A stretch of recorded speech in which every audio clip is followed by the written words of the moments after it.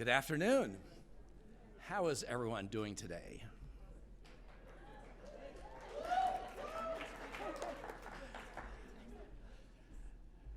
This really is my favorite time of the academic year, when we celebrate the recognition of our graduates.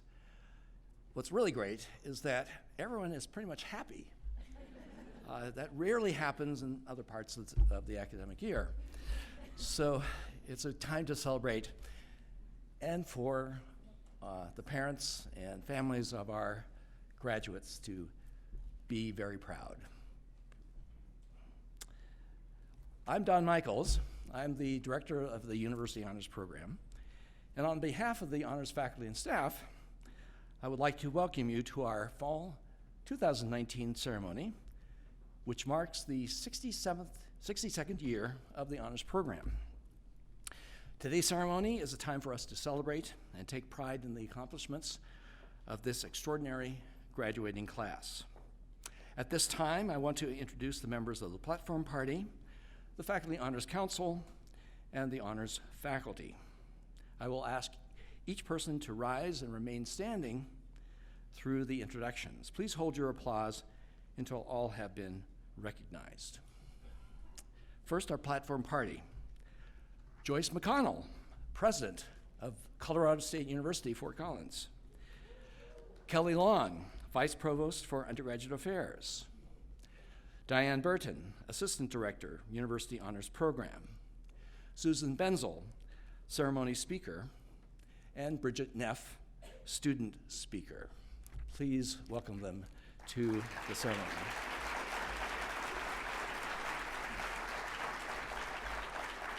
Thank you. You may be seated. The Honors Faculty Council serves as the program's advisory committee for courses and program of study. It consists of representatives from the 8 colleges and the university libraries, and a student representative. The members are, and please stand if you are here, Stuart Cottrell, Kevin Foskin, Dan Graham, Jennifer Krafchick, Margareta Link, Carmen Manoni, Jane Stewart, Rob Sika, Candace Tsai, and Ellie Bennett. Thank you, Faculty Honors Council.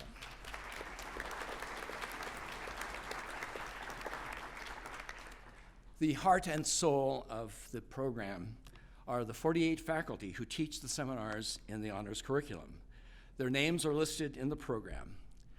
Would all the honors faculty please stand?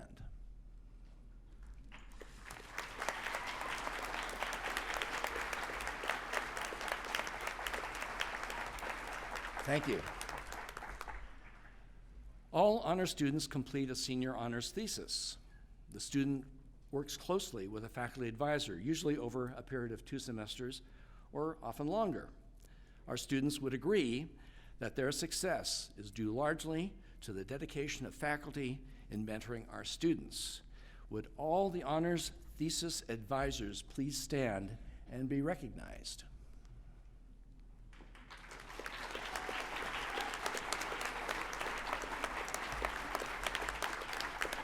Thank you.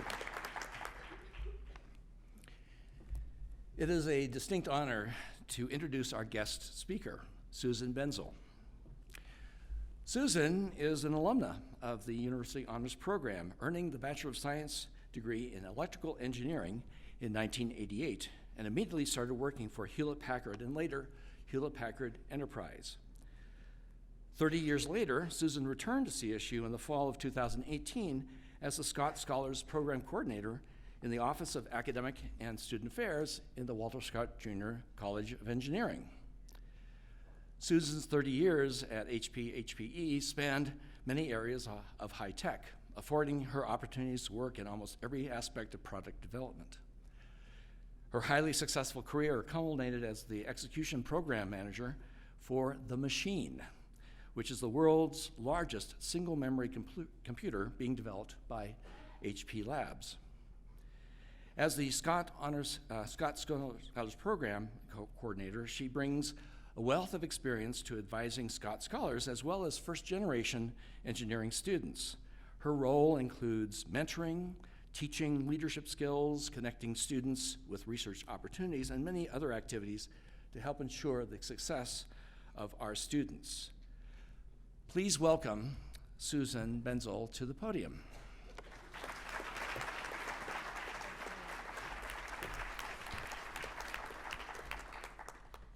Good afternoon. Good afternoon, President McConnell, faculty, staff. Good afternoon to all of the wonderful family members, friends, relatives who have come here to support the graduates. And good afternoon, class of 2019. Thank you so much for allowing me to be here and be part of your day today. I know it's a very special day, and I'm very honored to be here with you. And as Dr. Michael said, I was once a part of the honors program as well here at CSU. It has definitely changed and morphed over the years, but I remember being a part of that program and really treasuring my time with that program. I remember being part of an honors section of Calculus 1, which was absolutely awesome for me because in high school I didn't do so well in calculus. We'll just leave it at that. And I really needed a little help to really understand the basic concepts of calculus. And so my honors section was absolutely wonderful. I also got to be a part of the honors floor in Newsom Hall at the time. And I lived there for 3 years, and that's where I met Colleen, my college roommate who became my lifelong friend. If you were to ask me where I was 4 days ago, I was with my college roommate Colleen and her husband down in Houston. So I hope all of you had as much fun in the honors program as I did. I hope you all got as much out of the honors program as I did. And when Dr. Michaels asked me to speak today as a CSU alumni and as a graduate of the honors program, I have to admit, one of my first thoughts was, okay, so what am I going to share with you that you're really interested in hearing right now, right? To be honest, and you'll be engaged in. I know, and it's no big secret to me, many of you are checking your watches and going, okay, how long is this going to last? I have plans later, right? And, oh, how long are they going to let that lady speak, do you think, really? And so I've been told 10 minutes, right? So whew, you're off the hook on that one. So as I did sit down to think about what to talk with you about, I decided on a theme of Mythbusters. And how many of you liked the show Mythbusters, right? Look at the hands go. Woo, yay! Okay, if that didn't go so well, I wasn't sure what I was going to say next, but I'm glad that went well. Okay, so I don't have all the cool science experiments like they do on the TV show Mythbusters, but I am going to bust a few myths that I think will be helpful to you as you all go forward. Whether your path is taking you onto a job in industry and education, whether you're going on to grad school, to the military, I'm hoping busting these myths will be helpful, and I got to get going because I'm on the clock like I told you. So the first myth that I want to bust for you is that your progress in life and your success in life is going to be this one steady upward ramp up and to the left, and it's all going to be smooth sailing. Now you're all rolling your eyes at me and going, okay, we already knew that, Susan, right? We know that. But I feel that for most of us, when something happens along our path we don't expect or something we label as a failure, we all feel like the sky is falling, and I can't exclude myself from that, unfortunately. And so what I want to tell you is your path, like I said, it's not going to be this nice straight line, it's this nice steady progression. There's going to be right turns where you don't expect them, and left turns where you don't expect them, and loop-de-loops where you don't expect them. But what's important is that you keep your eye on your goals, right? And that you enjoy your path. And I know that sounds very cliche, but I wanted to pull out just a couple of examples for you. So I worked, as Dr. Michael said, at Hewlett-Packard for 30 years after getting my degree here. And during that time, I had many different positions there as he went through. And about 6 or 7 years ago, as I was working for our Unix lab, we were told that the Unix lab was moving to India. And so that's code word for you are all losing your job. So we all started looking around, and I found a job with a storage group. And after being in this particular group in storage, about 3 or 4 months into it, I realized this is really not a good fit for me. In fact, this is a pretty bad fit for me, unfortunately, culturally and with some other things going on in the group. And I really had to have a lot of pep talks with myself and remind myself to try to find the good. So I decided that I was going to stick with this job for a little bit. I was going to give it a chance. And while I was there, I was going to try to find some ways to improve the culture. And also I found some ways to still improve my skills while I was there and got a little bit more into hardware again because I'd been doing software work for the last 15 to 20 years. So I did this for a while, and after about 1.5 years, I still decided it was time for me to move on. I was in a job I could survive in but not thrive in. And so I applied to jobs and ended up landing my position in Hewlett-Packard Labs that Dr. Michaels mentioned. And that ended up being an incredible job where I got to be the execution program manager for the machine. We've built the world's largest single memory computer right here in Fort Collins. I won't bore you with all that right now, right? Don't worry. But I got a chance to do that, and the reason I got a chance to do that is because when I was in storage, I was able to increase some of my hardware skills again. So while that stint in storage was something along my path I really didn't expect, and at times even viewed as a failure, I thought, how have I been here this long at HP and landed at such a place that's such a mismatch? It still had great purpose in my path and allowed me to take my next job. So as you go out there and you follow your path both for your career and for your personal relationships, remember there are going to be twists and turns you don't expect, and there won't be failures unless you fail to learn from some of the things that happen that you maybe don't want to have happen again. The second myth that I want to bust for you is that you can have it all. And once again, you're rolling your eyes going, okay, Susan, I know I can't have it all, right? I know that that's not possible. I think where things get tough, and I know where they got tough for me, were times when I had major goals that I considered pretty fundamental, and they were at odds with each other. And so the first time I encountered that, as I came out of school, I sat there like all of you graduating thinking, I'm gonna go work for Hewlett-Packard and I'm going to be the best employee I can be for HP, right? No one's sitting here thinking I'm gonna be the worst employee I can be, right? So I'm thinking, yes, I'm gonna be the best employee I can be. So I start my job at HP, about a year into it. I get married to my wonderful husband, Randy, who's sitting here in the front row with us here today. And I can't look at him, I'll start crying, sorry. And so, wonderful, job's going great. And about a year and a half after that, we have our first child, Miranda, who's also sitting here in the front row. And after I have Miranda, I had this goal of being the best employee ever. Okay, here comes big goal number 2. I want to be the best parent I can be too. And these two really feel like they're at odds sometimes. And I realized that enough that I knew that when we had our second child, Marcus, who's also here in the front row with us today, everyone's in the front row here. I knew that this problem was only going to get worse. So I really had to step back and take a look at what were my goals and start prioritizing even. And so I decided that what was most important, obviously, was being a mother. And so I decided that I was either going to work part-time for HP or I was going to have to leave.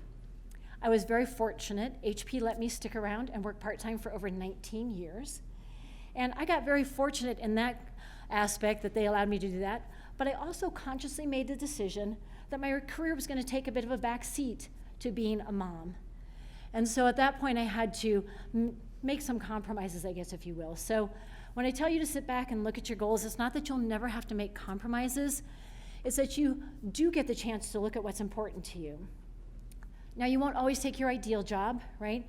There are these little things like paying your rent, putting food on the table, things like that. We have some nervous parents out here who are thinking, is she telling them it's okay to live in my basement for the rest of their life, right? And just pursue their dream? Okay, you have to look at your big overall goals, right? Okay, and what you want to do. I know that when my daughter graduated from here with her master's in accountancy, she got her CPA credential, very much wanted to work for a CPA firm, loved the people, didn't love the 80-hour plus work weeks in the 3 months leading up to the tax deadline, and knew that when it was time for her to have a family, that she would find a different job. So she knew that that job was one step in her path. She knew there were parts she loved about it and parts she didn't. And I think you'll always find that. But I think what I wanted to encourage you to do is there's a wonderful quote out there by a gentleman by the name of Howard Thurman. And it goes something along the lines of, don't ask what the world needs from you, ask what makes you come alive, and go do that. Because what the world needs is more people who have come alive. So in looking at this you can have it all type of panacea that's out there, I want you just to step back and think about what's really important to you and what makes you come alive. The last myth that I want to bust for you is that soft skills are not important. Now, I'm always told, don't call them soft skills, call them power skills, which I'm all in favor of, but I'm going to say soft skills right now, just because most people resonate with that term. And I also don't like to read from a script very much, but I did have to make myself one note here to read. And this is a quote from the Wall Street Journal in August of this year. It was August 30th, and there was an article about virtual reality. And one of the lines in that article said, already, employers hiring college grads are looking for communication and teamwork skills, even more than technical and computer skills, according to a study released late last year by the National Association of Colleges Employers. There are lots of other quotes like that I could read to you. I won't. I gotta remember I'm on the clock. But suffice it to say that it is definitely common wisdom now that you need to have those soft skills, right? And so when you look at this myth that maybe they're not important, how do you address it? My great news for all of you as graduates of the honors program is you have taken the very first step and the very important step, and probably the first 10 steps, to address this myth by participating in the honors program. You came here to CSU not only to get your degree, but you knew it was important to do other things, to be a very well-rounded individual. And by participating in the honors program, you all got great skills in critical thinking, leadership, communication, professionalism. All of these skills have helped you to land a job, or will help you land a job and help you land a very good one. And not only that, by having these skills as a basis, these will help you have a very fulfilling career and a very fulfilling life, and help you really be able to capitalize on what you learned here at CSU in a way some other students won't be able to if they don't have those skills. So I really want to congratulate you on being a part of the honors program and taking that step and doing that, because again, this myth should not be a scary one to any of you, because again, you have really taken that first step to address this myth and set yourself ahead as you move forward. So I want to finish off just by recapping our three myths. Our first one was that your success will be this slow, steady journey, always chugging upwards. And we know there's going to be loop-de-loops and all that, and you got to fasten your seatbelt sometimes, right? Might get rough. We know that you can't have it all, and really you don't want it all. Really take a step back sometimes and think about what makes you come alive, and are you doing those things? And the third one is that myth about soft skills not being important. We know they are. And we know that all of you can go forth with confidence because you really have all those wonderful soft skills that you earned through your time here at CSU, not only pursuing your degree, but also being part of the honors program. So thank you all for your time today, and congratulations, class of 2019. You should be very proud of what you've accomplished here. Thank you.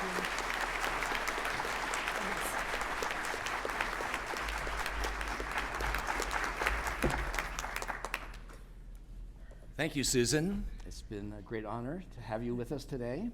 On behalf of the honors faculty and staff, I would like to give you this plaque in recognition and our gratitude for speaking at our ceremony today. Thank you. You're welcome.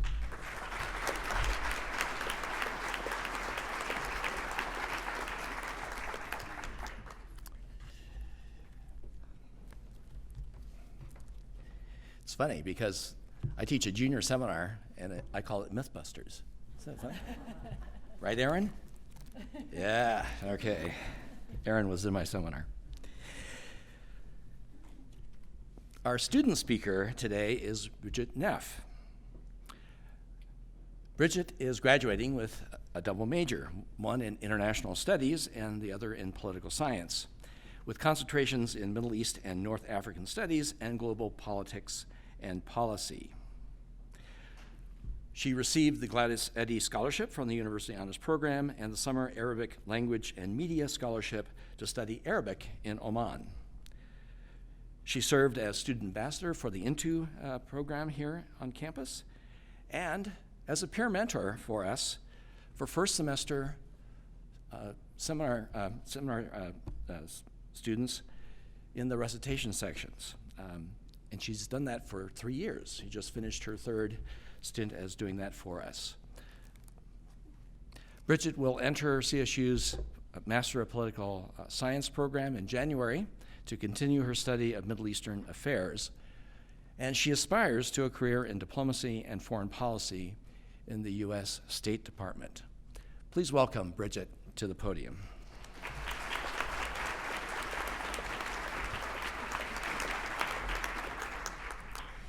When I think back on my time at CSU, I'm struck by how quickly time has flown by. Not to sound cliche, but I remember freshman year like it was yesterday. The excitement of meeting my roommate, making friends, and embarking on this journey to figure out how I was going to impact the world. Coming into undergrad, I was confident in my interests in political science and Middle Eastern affairs, but I didn't know what I wanted to do with them. One memory from my first semester very clearly sticks out to me, and I reflect on it all the time. For our final project in a class on leadership development, we were assigned to incorporate class themes into something we were passionate about. Ironically, I have no memory of what my final project was, but I remember one of my classmates' projects. Her name was Mallory, but we all called her Max, and she did her project on outer space. Max was an engineering major, and I knew she wanted to work for NASA, but I had no idea how deep her passion really went. Watching Max present on outer space is almost indescribable. She was more passionate about outer space than Tony Frank is about the Chicago Cubs, or Knaus, one of our honors professors, is about elephants and Jell-O shots. While I didn't have my own version of space then, CSU has helped me find my space over the past 3 years. With opportunities and support from the Honors Program, Departments of International Studies and Political Science, and the President's Leadership Program, I've been able to develop my sense of purpose within the world. I've grown as a student, professional, and as an individual through an internship in Middle Eastern Affairs, travels to the Middle East, Europe, and South America, and leadership development courses focused on social justice. My courses in the Honors Program have helped me engage with new perspectives and challenged and expanded my view of the world and the role my generation will play in creating a more progressive, equitable, and socially just future. I admit, I felt terrified, still do, when Dr. Michaels asked me if I would be willing to speak at the honors graduation ceremony. I had no idea how I would recap the whirlwind that has been this past 3 years, or how I would make my story relatable or interesting enough to deliver to so many people. What made my story worth telling over other stories? How could I paint this picture of a linear, progressive college experience when the past 3 years have been a roller coaster? Lots of amazing things happened. I got to travel and make friends with people all over the world. I came out as a queer woman and was supported by my friends and family. I had an amazing job where I met my best friend and learned what it meant to be a leader. I served as a peer mentor in the Honors Program, where I was privileged to work with brilliant students who taught me as much as I taught them. And I made incredible connections with the faculty in the Honors Program and in my departments who supported me and helped me earn a fully funded position in a master's program here at CSU. At the same time, I've gone through some of the hardest moments in my life. I've struggled with depression and anxiety, missed my family, wished I'd been a better daughter, sister, and granddaughter, lost friendships, and been disappointed in myself. I want to say all these experiences have made me a stronger, better person, and that I'm grateful for all the good and the bad that I've been through in my time at CSU. In a way, that statement is true. I'm grateful for the good and the bad because I've learned something from all of it, and I've been immensely privileged to have the opportunities that I've had. At the same time, fast forwarding through the pain and the sadness would have also been nice in the moment. But I feel like this is what connects us all. There's good and there's bad, and it all makes us who we are, for better and for worse. All of my experiences, friends, family, instructors, and mentors have shaped the way I view the world and my place in it. I want to live in a world where we aren't bound by oppressive social structures that put women, people of color, the LGBTQ community, and other marginalized identities at a disadvantage. A world where children being kept in cages is unthinkable, where you shouldn't be statistically more likely to die because you're on food stamps or can't afford health care, where a woman can run for office without her electability being questioned, where large corporations are held accountable for their role in climate change, and where indigenous peoples are regarded as sovereign and their land isn't stolen in the name of capitalism. I know not everyone will agree with my vision for the world, and I'm not going to say that that's okay, that we don't believe the same things, because I believe some values should never be compromised. But I have learned that controversy with civility is necessary if our society is going to move forward, and that's where our generation comes in. Whatever future we envision, no matter which side of the political spectrum you fall on, whatever injustices exist in the world today, I hope the lesson that we have learned in our time at CSU is that there is no room for silence or complacency, and that we all, the class of 2019, have a responsibility to create the world we wish to live in. Thank you.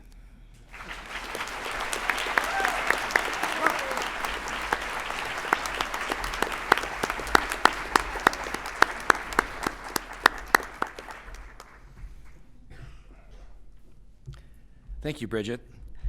Now I would like to invite Kelly Long, Vice Provost for Undergraduate Affairs, to the podium to give an overview of the honors program. Kelly? Thank you. It's a privilege to be here with all of you today as you celebrate this occasion and these young people as they are setting forth on this journey.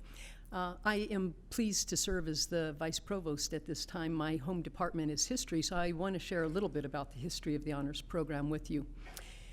Colorado State University's honors program began in 1957 when distinguished Professor Willard O. Eddy offered a small seminar focused on Leo Tolstoy. The small group approach to interdisciplinary contemplation of a subject based on student discussion, dialogue, mutual sharing, and exploration of perspectives, was innovative in its time and remains the hallmark of instruction on this campus in the honors program. We're very pleased by that. In 1957, 15 students joined the honors program. Today, we have 1,800 students who are supported by the faculty and staff who navigate the honors program with and for them. This fall, we welcomed 500 some students as first-year students into the honors program. That's the largest group to date, and it is also the most diverse group of students we have welcomed. In 1957, 7 women were part of the honors program, slightly less than half. Today, 71% of the honors program participants are women. You can go ahead and applaud that. Yeah. Students in the honors program earn the right to have the designation on their diplomas and transcripts if they maintain rigorous pursuit of knowledge and the truth, if they explore their creativity and engage open discovery, and if they maintain a 3.5 grade point average. And these individuals gathered with us today have done that.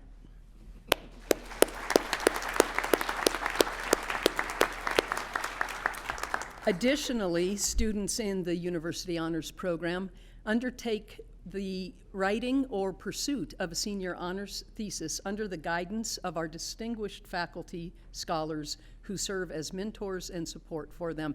Can we again thank the faculty for their efforts in supporting these students? We're very pleased for you and those who have contributed directly to your growth and undertakings as students are very proud with you and with your families. I'm excited to be part of this journey with you today, and I'd like to invite Dawn back to the podium at this time.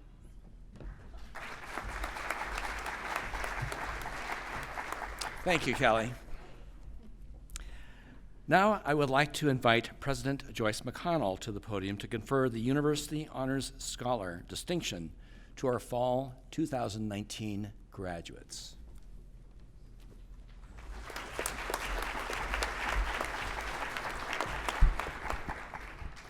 Thank you, Dawn, and thank you for everyone on the platform party. Good afternoon, everyone. This is an exceptional graduating class. I just came from our graduate ceremony, and I know that these students sitting over here in the class of 2019 are those future graduate students, and I will be conferring masters and doctorates on them in a few years. So thank you, something to look forward to for me. This is truly an exceptional graduating class.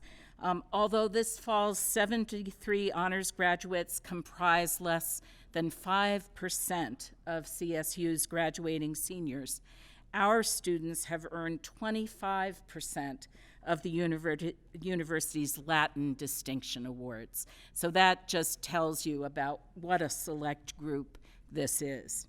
This year, honors students earned 6 of the university's 18 summa cum laude distinctions, which is awarded only to the top 1% of graduating seniors. We also have with us today 13 students earning the magna cum laude distinction and 16 earning cum laude distinction. The average cumulative GPA for this semester's honors graduates is 3.74. I think we may have calculations different, but we have 10 double majors and 27 students who have completed at least one minor.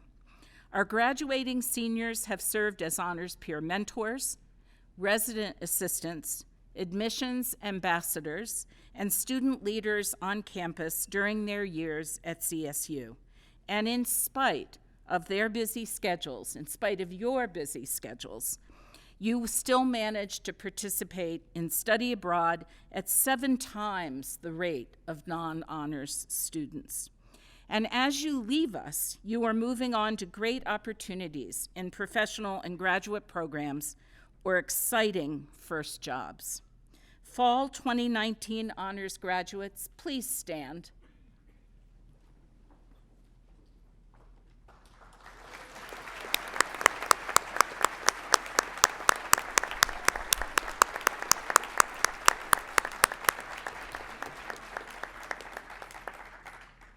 Today, we are recognizing the amazing work you have invested into your education.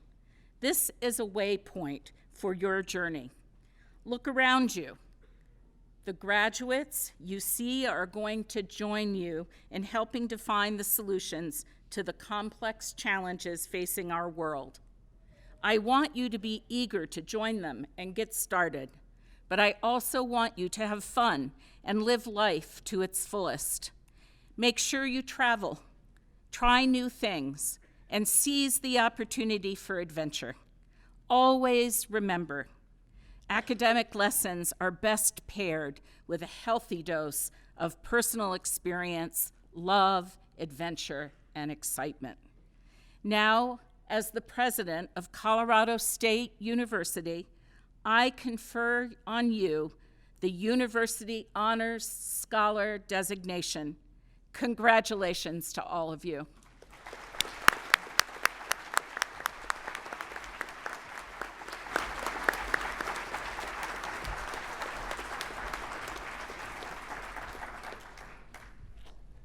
Thank you, President McConnell.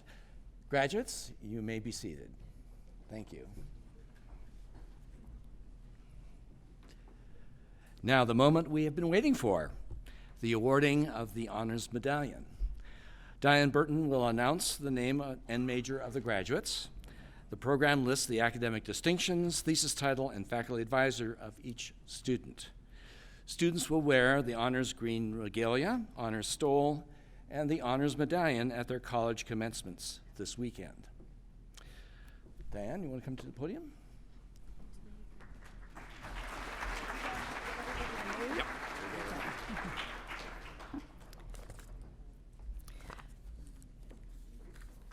The fall 2019 graduates have completed the curriculum of honors seminars, honors courses in their major, and the senior honors thesis. Students graduating with Latin distinctions, summa, magna, and cum laude designations are recognized in your program. The designation is awarded by each college, so the GPA requirements differ for each of the 8 colleges at CSU. Okay. And we've already mentioned that the summa cum laude designation is awarded to the top 1% of students. Magna cum laude is awarded to the top 3%, and the top 6% receive cum laude. With the graduates receiving Latin distinction, please stand and be recognized.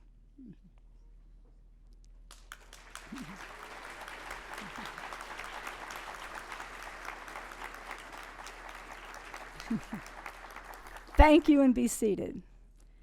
Instructions.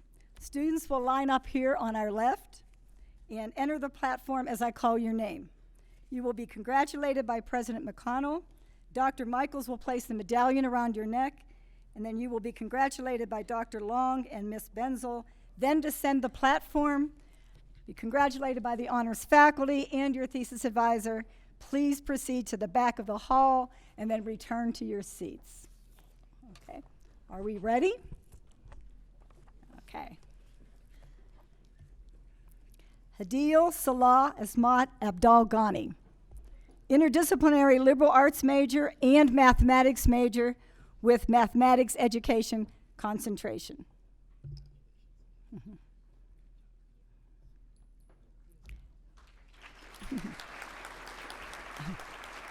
Allison Agar, psychology major with clinical counseling psychology concentration, cum laude.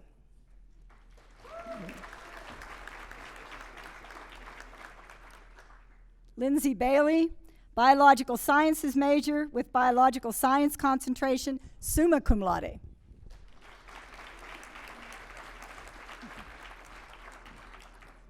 Evan Bednar, environmental engineering major with environmental engineering concentration.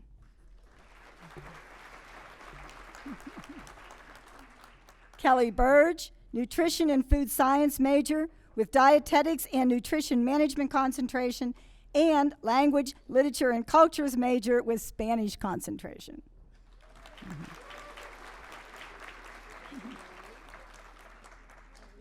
Kristen Brand, business administration major with organization and innovation management concentration, and Spanish and sports management minors.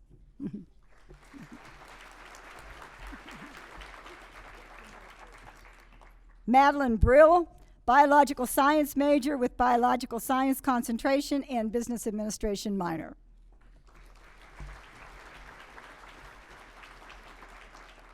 Mia Carey, psychology major with general psychology concentration and Spanish minor.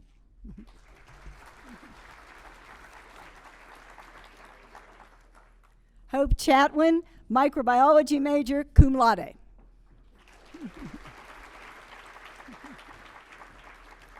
Isabel Clement, apparel and merchandising major with a product development concentration and a business minor.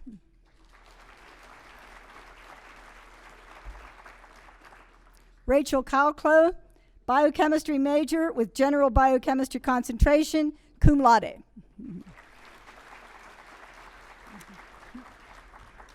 Ashley Comstock, health and exercise science major with sports medicine concentration and history minor, cum laude.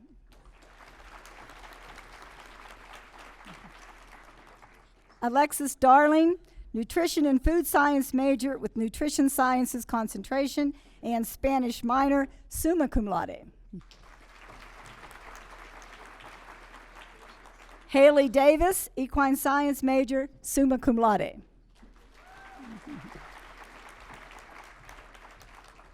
Elizabeth Del Oro, health and exercise science major with sports medicine concentration.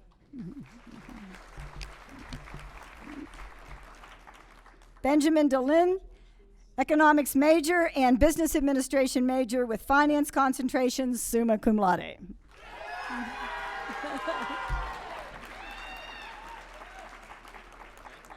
And a lot of friends. Shelby Lang Inc., animal science major and agricultural business minor, cum laude.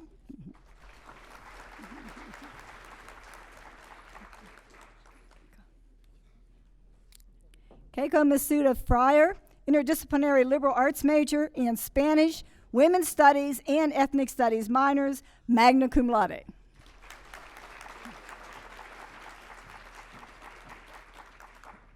Jordan, Cade, Cade? All right, good, thank you. Cade Gafford, business administration major with organization and innovation management and marketing concentration.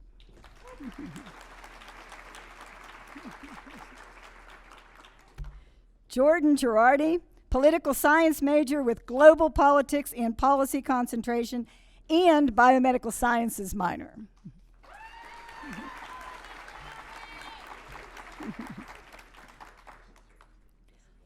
Austin Hazelhurst, business administration major with finance and marketing concentrations and international business certificate, cum laude.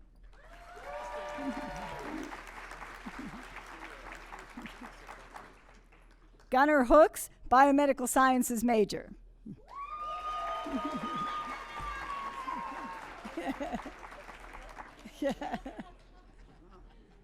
Emma Kerr, English major with creative writing concentration and history minor, summa cum laude. You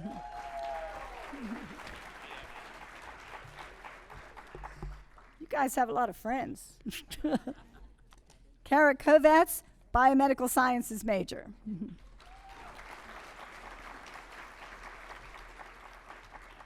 Quinn Kuchenmeister, business administration major with supply chain management concentration, cum laude.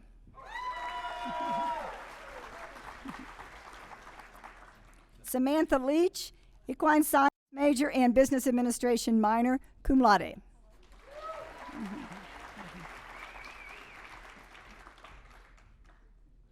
Jamie Lynn Barb, microbiology major, magna cum laude.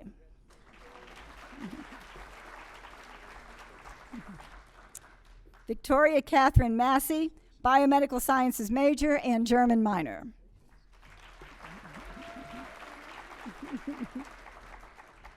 Jacqueline McCrae, biomedical sciences major.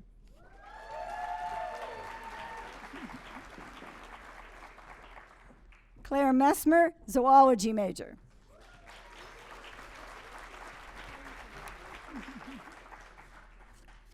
Jake Miller Dawson, microbiology major, and language, literature, and cultures major with German concentration.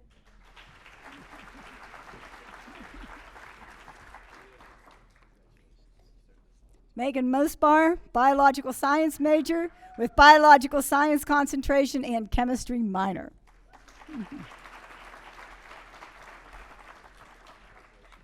Mariah Mosley, apparel and merchandising major with apparel design and production concentration, magna cum laude.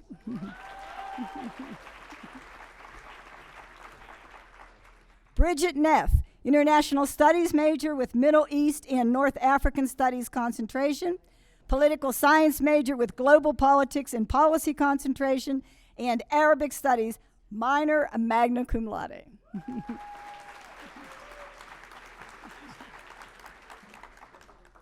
Cassandra Nelson, health and exercise science major with sports medicine concentration and biomedical sciences minor.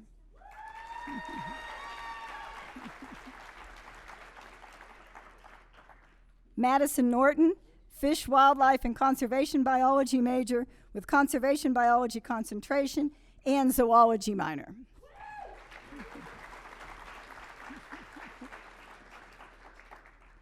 Micah Plender, language, literature, and culture major with Spanish concentration and linguistics and culture minor, magna cum laude.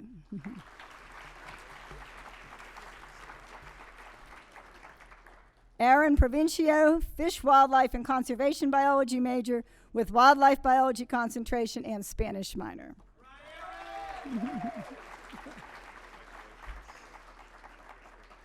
Jordan Reynolds, business administration major with accounting concentration, magna cum laude.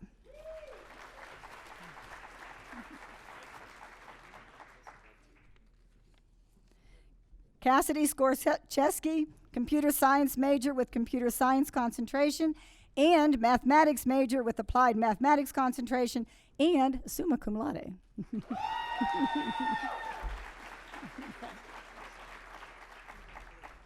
Jared Snook, chemistry major with ACS certified concentration, magna cum laude.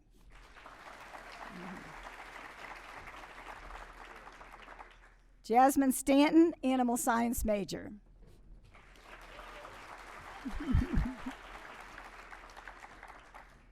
Elizabeth Ann Thompson, fish, wildlife, and conservation biology major with conservation biology concentration and ecological restoration minor and cum laude.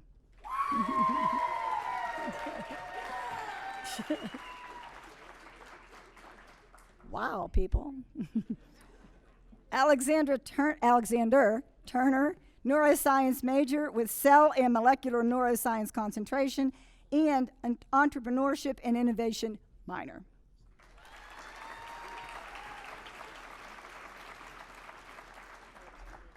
Kelly Wallace, economic major and global environmental sustainability minor, magna cum laude.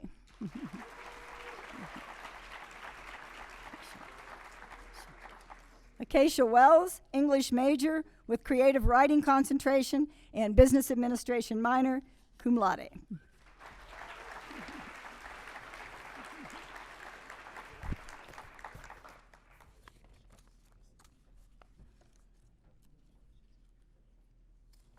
Thank you very much, and we will miss each and every one of you. Thank you.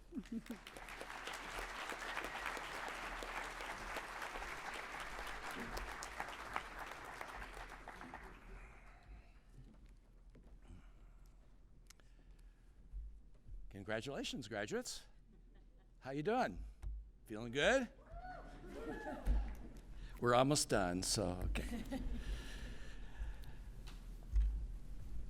We really are proud of you. Partly because of what you've accomplished while you've been here, but just because of the people you have become. Your future prospects are boundless. We wish you every success as you face the challenges ahead. As Susan Benzel said, it won't be a straight line, it won't be an arc, it won't be bumps along the way, but we know that you are ready to take on these challenges. It's your education, it's your experiences here, And we hope that the honors program has really been an important part of your growth and development. It's not that they're just, you're smart. Okay, all right. But as Susan says, it's not everything is about smarts. And we've tried to provide a curriculum that allows you to learn those transferable skills, those soft skills of effective communication, of interdisciplinary learning, of professionalism, of critical thinking, and problem solving. That's why we do the pick every time you take an honors class. I know you dread that sometimes, but it's our way of ensuring that you are getting the kind of education that we're trying to achieve in the honors program. And I hope have a little fun along the way. The seminars, I think, have been pretty fun for the most part, and I think you've had a good experience with those.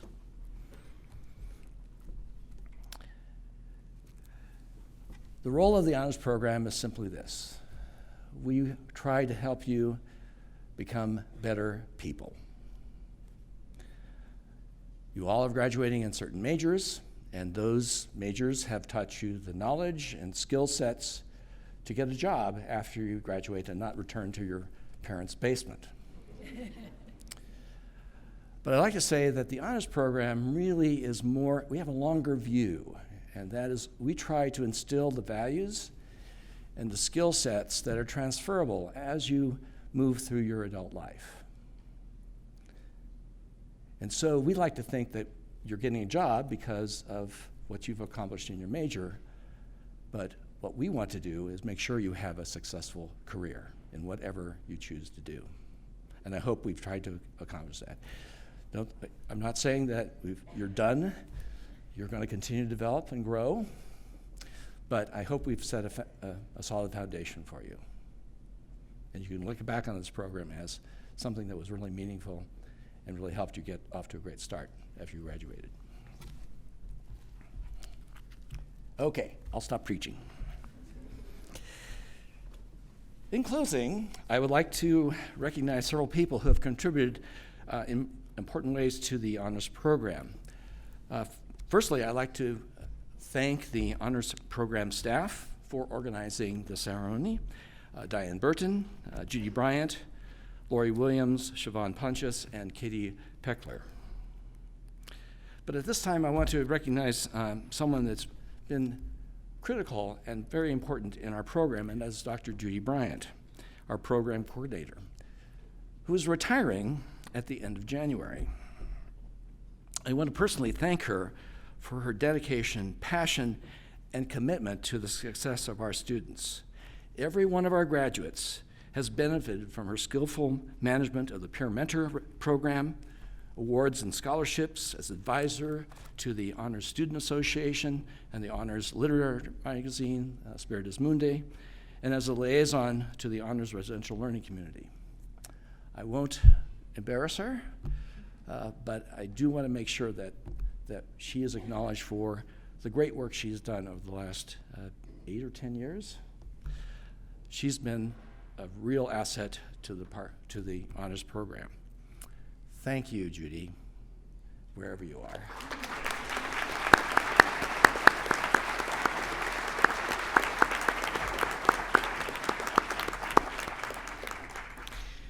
And once again, thank you, Susan Benzel and Bridgett Neff, for speaking today. And finally, graduates, I'm talking to you. There's one more group that we want to thank today, and these are your biggest fans. I want you to stand, please, turn to the audience, and acknowledge the support and encouragement of your families and friends who are here today.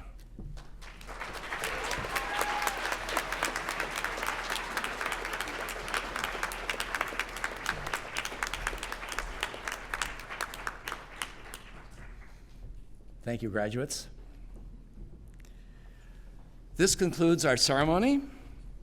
Please join us for refreshments. I believe there's still some left from the cookies that students managed to grab as they were returning to their seats. located in the back of the hall. We ordered plenty. There should be enough for everyone. I want to again thank everyone for being here today. It's a wonderful time to celebrate, and it's just the beginning of a wonderful weekend where you can share your pride and your support of your graduates this weekend at the college commencement ceremonies. Have a great weekend, and I'm glad we have some great weather for you today. Thank you for attending. Have a great weekend.